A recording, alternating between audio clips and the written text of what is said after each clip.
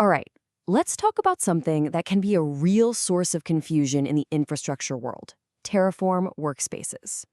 If you've ever found yourself wrestling with them, you're in the right place. We're going to clear all that up today. So here's the situation we've all been in, right? You've got this one perfect Terraform codebase, but you need it for your dev environment, your staging environment, and for production. How do you pull that off without creating a total mess or, and let's be honest, without living in constant fear of breaking production? That's the nut we're going to crack. And look, this isn't just some theoretical thing. It's a very real-world headache we call the multi-environment challenge.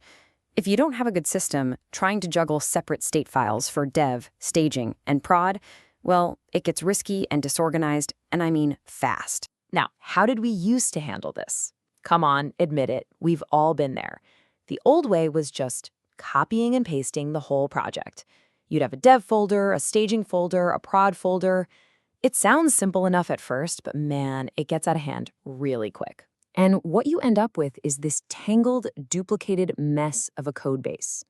A simple change means you have to remember to copy it to all the other folders. But the worst part, the absolute nightmare fuel, is the risk of running a Terraform apply in the wrong terminal and just wiping out your production environment. Yikes! But okay, that's the problem. The good news is that Terraform has this really elegant built-in solution that was designed for this exact challenge. And that, my friends, is Workspaces. So what is a Terraform workspace exactly? Just think of it as a separate little compartment, a named environment, right inside your single Terraform project. It lets you have different states, one for dev, one for prod, while using the very same set of configuration files. No more copying. I love this way of putting it. It really is like having a switch. You just flip the switch to dev and do your thing, then you flip it over to prod and do the same. You're swapping your target environment on the fly without ever duplicating a single line of code. It's so clean and simple. So let's just tie this all together. Why should you use Workspaces? Because they knock down every single one of those problems we talked about. You can manage all your environments from one single, clean code base. Your critical state files are kept totally separate and safe from each other. And, maybe most importantly, you massively cut down the risk of that horrifying accidental overwrite. It's a huge win. Okay, so we've got the what and the why down. Now for the fun part, the how.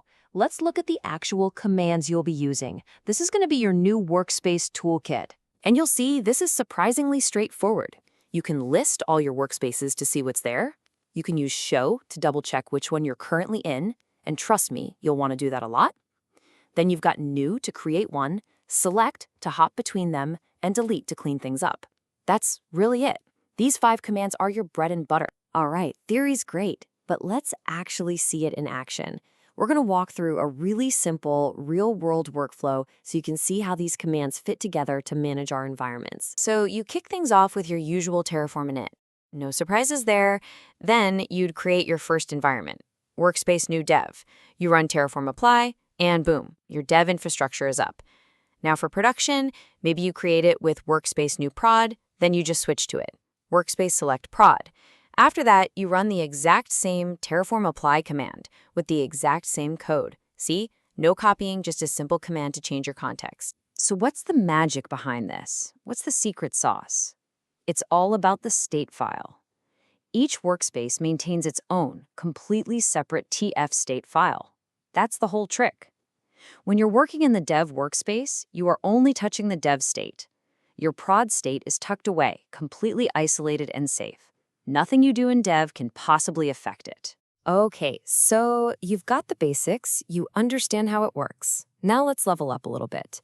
I'm going to give you a few pro tips and best practices so you can use these workspaces effectively and avoid the common traps. So here are a few things to keep in your back pocket.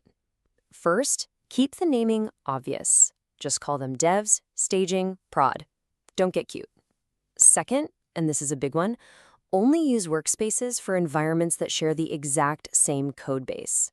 And third, just remember that every Terraform project automatically starts with a workspace called default, so you're actually always in one. And hey, knowing when to use a tool is just as important as knowing when not to. Workspaces are absolutely perfect for environments that are almost identical. Maybe they just have different instance sizes or counts. But if you're trying to manage two totally different systems, like a website and a separate data processing pipeline, don't use Workspaces for that. That's a job for completely separate Terraform configurations. So let's boil it all down to one sentence. Workspaces let you manage multiple environments easily from a single code base using a handful of simple commands that keep your state safe and your project clean. That's the takeaway. At the end of the day, a simple feature like this just takes a really complex, risky problem and makes it manageable. So I'll leave you with a question to think about. Now that you see how straightforward and safe this is, where are you going to use Workspaces first in your own projects? Thanks for joining me for this explainer, and I'll see you on the next one.